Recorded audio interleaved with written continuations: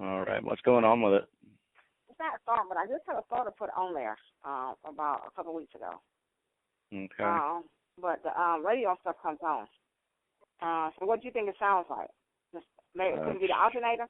CarHelpOut.com. No, It's the definitely convenience. not. Alternators don't stop cars from starting. Oh.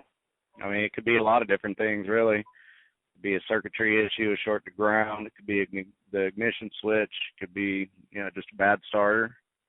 It could be a few different things. The main thing is getting in there and actually accurately diagnosing it so you don't go buying a whole bunch of the wrong parts and doing the wrong repairs.